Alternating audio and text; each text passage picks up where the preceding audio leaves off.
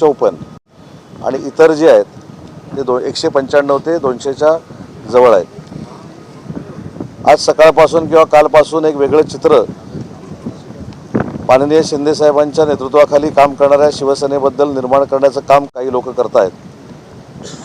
की नगरसेवक हॉटेलला ठेवलेले आहेत, नगरसेवक नॉट रिचेबल आहेत, काही लोक रिचेबल आहेत.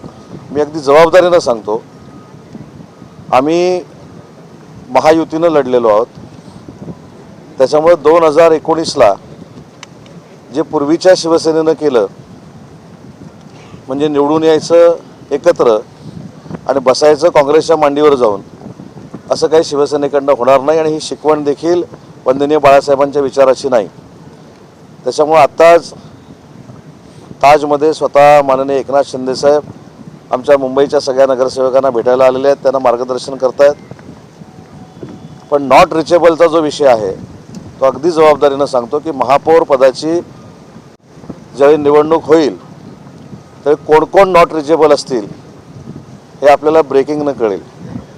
त्याच्यामुळं नाहक पक्षाची बदनामी करायची, पक्षाला कुठेतरी कमी लेखायचं काम करायचं, शिंदेसाहेबांवर टीका करायची, हा काही लोकांचा उद्योग आहे.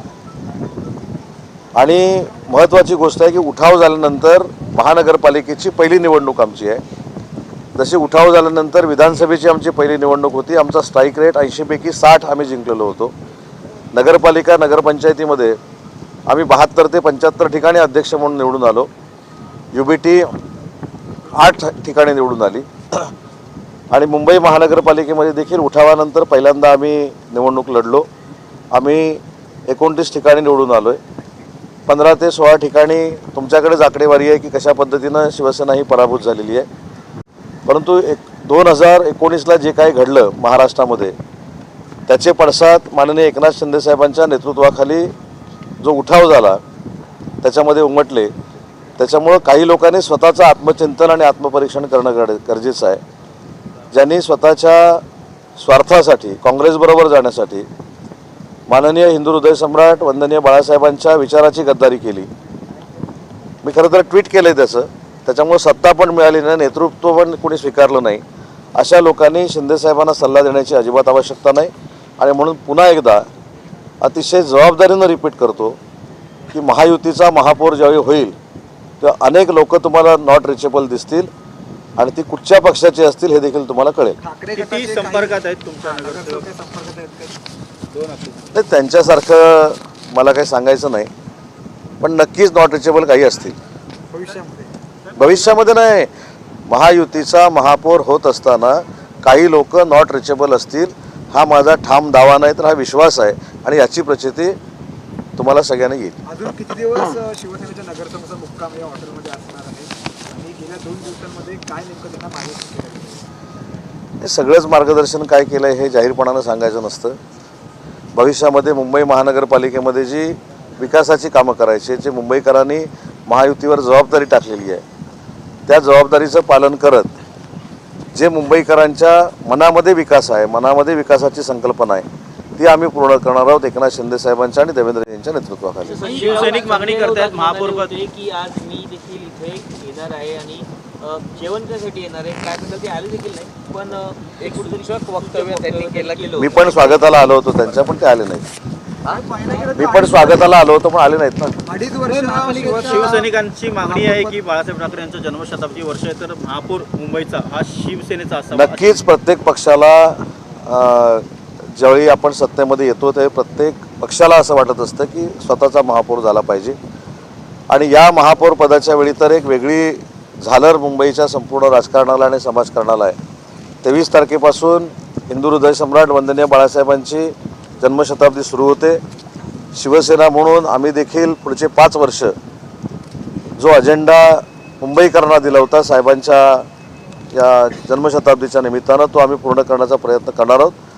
आणि जो निवडून येतो त्याला प्रत्येकाला वाटत असतं, त्या प्रत्येक पक्षाला वाटत असतं की ते प्रमुख पद जे आहे ते आम्हाला मिळावं. अशी देखील चर्चा आहे की ठाणे कल्याण डोंबिवली या बदल्यात मुंबईचं महापौर हे भाजपला देऊन इकडचे जे महापौर पद आहेत ती आपल्याला मिळावी यासाठी हे संपूर्ण हॉटेल पॉलिटिक्स सुरू आहे.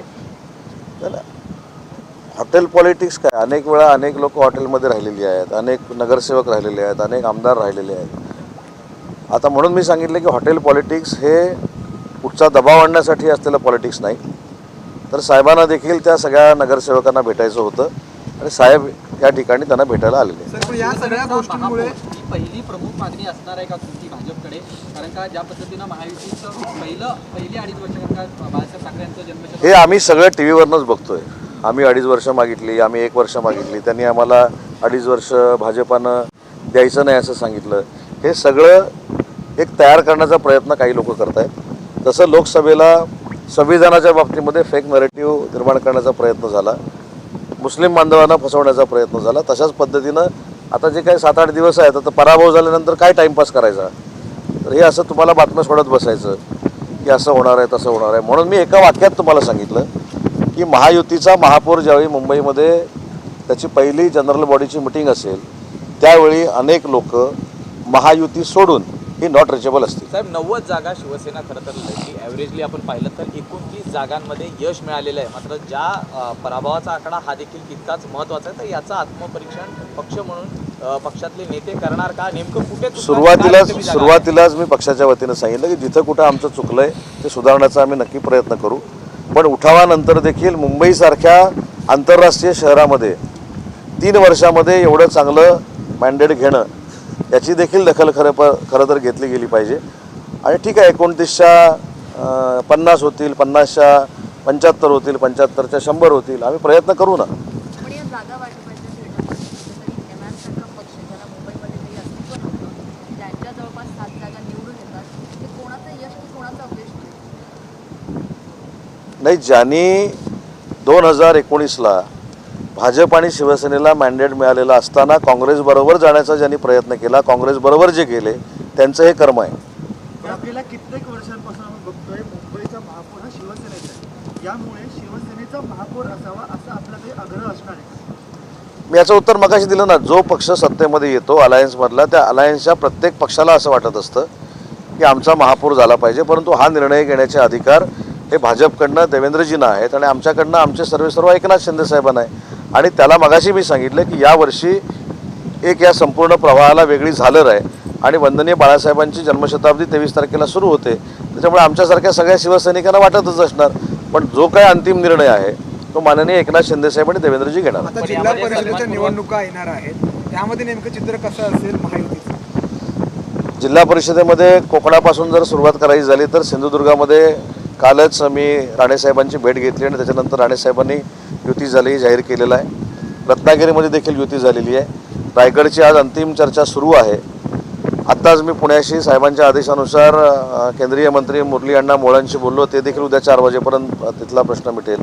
कोल्हापूरमध्ये देखील युती येते. ओव्हरऑल 12च्या 12 ठिकाणी शिवसेना आणि भाजप युती होईल अशी शक्यता नाकारता येणार नाही. कल्याण डोंबिवली उल्हासनगरमध्ये देखील या संदर्भात देखील उपमुख्यमंत्री एकनाथ शिंदे आणि भाजपचे अध्यक्ष रवींद्र चव्हाण यांच्यात देखील बैठक झाली आहे. महायुतीचं ठरलंय का?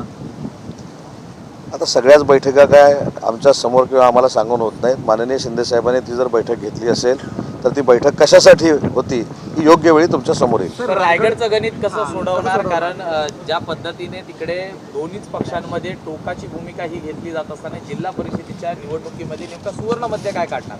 नाही, जर रायगडचा आपण ओव्हरऑल अभ्यास केला तर 59 जागा या रायगडमध्ये आहेत. ऑलरेडी आम्ही 18 जागेवर विद्यमान आहोत. 3 ठिकाणी भारतीय जनता पार्टी आहे, 24 ठिकाणी शेकापा आहे आणि 13 ठिकाणी राष्ट्रवादी काँग्रेस पार्टी आहे. आता काही तुम्हाला देखील माहिती आहे की रायगडचं कशा पद्धतीनं चालू आहे किंवा काय तिथं राजकीय प्रवाह आहेत आणि यासाठीच जिल्हानिहाय आज माननीय शिंदे साहेबांनी जिल्हा परिषद पंचायत समितीच्या संदर्भामध्ये बैठका घेतल्या. त्यांचे निर्देश जे आहेत ते संबंधित आमच्या पदाधिकाऱ्यांपर्यंत पोहोचलेले आहेत, मंत्र्यांवर पोहोचलेले आहेत. मंत्री देखील प्रत्येक जिल्ह्यामध्ये काम करणार आहेत. माझ्यावर रत्नागिरीची जबाबदारी आहे, माझ्यावर योगेश कदमांवर, त्याच्यानंतर सिंधुदुर्गची जबाबदारी देखील माझ्यावर आहे, रायगडची जबाबदारी भरत गोगावले साहेबांबरोबर आहे. त्याच्यामुळे असे सगळे मंत्री आम्ही जिल्हा परिषद पंचायत समितीमध्ये प्रचारासाठी आणि समन्वय साधण्यासाठी या आमच्या नियुक्त्या साहेबांनी केलेल्या आहेत. मात्र या जबाबदाऱ्या या निवडणुकांमध्ये देखील पाहायला मिळाल्या होत्या. मात्र संभाजीनगर असेल किंवा इतर जिल्ह्यांमध्ये जर आपली पक्षाची जर एकूणच नगरसेवक निवडून येण्याची जी परिस्थिती पाहिली तर ती फारच दुसर आपल्याला पाहायला मिळाली. अनेक ठिकाणी शिवसेनेने आपले बालेकिल्ले हे गमावलेचं देखील आहे. संख्याबळ नाही, एक पहिली गोष्ट की उठावानंतरची आमची ही पहिली निवडणूक होती हे तुम्ही मान्यच केलं पाहिजे. पण ज्यांचा पूर्ण सुपडा साफ झाला त्याच्याबद्दल आपण काही बोलतच नाही. जे पूर्ण भुईसपाट झालेत त्यांच्याबद्दल काय एवढी आत्मीयता आहे मला माहीत नाही. परंतु आम्ही दुसऱ्या नंबरला 400पर्यंत महानगरपालिकेमध्ये पोचलो, हे देखील आमचं यश आहे ना. आता मी जर नागपूरपासून सुरुवात केली तर चंद्रपूरमध्ये आमचं प्रतिनिधित्व आम्हाला मिळालं, नागपूरमध्ये मिळालं, अमरावतीमध्ये मिळालं, अकोल्यामध्ये मिळालं, जळगाव आहे, सगळीकडे आहे. काही ठिकाणी UBT शून्यावर पण आहे. त्याच्यामुळं मला असं वाटतं की आम्ही 400 महानगरपालिकेचे नगरसेवक साहेबांच्या नेतृत्वाखाली निवडून आणू शकलो, हे देखील फार मोठं यश आहे. आणि जिथं आम्ही कमी पडलो छत्रपती संभाजीनगरमध्ये किंवा अन्य ठिकाणी त्याचा आपण अभ्यास करू आणि पुढच्या वेळी तुम्हाला अपेक्षित असलेला आकडा आम्ही पार करू. मुख्यमंत्री देवेंद्र फडणवीस 24ला गेले, त्यांचं स्वागत मोठ्या उत्साहात झालं आणि यावरती ठाकरे गटाचे खासदार संजय राऊतने ट्विट केले आणि महापालिका विजयानंतर 24मध्ये होणारं फडणवीसांचं स्वागत ही प्रत्येक मराठी माणसाला सुखावणारी गोष्ट आहे. दिल्लीतल्या सर्वोच्च पदासाठी त्यांचा प्रवास सुरू झाल्याचं त्यांनी कौतुक केलं आणि असं इशारा सुद्धा दिला. हे कौतुक होतं, हा नेहमीप्रमाणे टोमणा होता. ही देवेंद्रजींबद्दलची चांगली भावना होती की वाईट भावना होती, हे तुम्हीच जर शोधून काढून मला उद्या सांगितलं तर बरं होईल. आणि तुम्हाला ते कशा अर्थानं बोलले ते देखील माहिती आहे. सर, हिंदी में जानना चाहेंगे, जो लगातार अब चर्चाएं चल रही हैं कि कॉर्पोरेट्स को फोड़ा जा रहा है या जेल में रखा जा रहा है, ऐसा विपक्ष जो आरोप लगा रहा है उसके जवाब जब हमारा मुंबई महानगरपालिका जनरल बॉडी का चुनाव होगा, महापौर का चुनाव होगा, तब आपको पता चलेगा कि महायुति छोड़ के बहुत लोग नॉट रीचेबल है और ये मेरा पूरी तरह से दावा है. सर, 2022 के बाद से लगातार चर्चाएं थी कि शिवसेना 2 भागों में बटी है, बाला साहब की लेगेसी किसके हाथों में है और अब MMR रीजन में सिर्फ मुंबई के अलावा थाने, कल्याण, डोंबिवली में जिस तरह से आप लोगों के नतीजे आए हैं, जिस तरह से सीटें आई हैं, उसके बाद क्या अब बाला साहब की लेगेसी आप लोगों को मिल गई है, ये कहा जा सकता है? नहीं, पूरी तरह से मैं पहले आपको धन्यवाद देता हूँ कि आपने पूरी तरह से कहा कि MMR रीजन में, बराबर है ना, पूरी तरह से जो शिवसेना है वो बाला साहब के विचार की माननीय एकनाथ शिंदे साहब जो नेतृत्व कर रहे हैं वही शिवसेना है, उसके ऊपर शिक्कामोर्तब हो गया है. इसलिए आपको मैं धन्यवाद देता हूँ. नहीं, अभी तो मैं डावस जाने वाला हूँ, लेकिन उनके स्वागत के लिए मैं आया था यहाँ.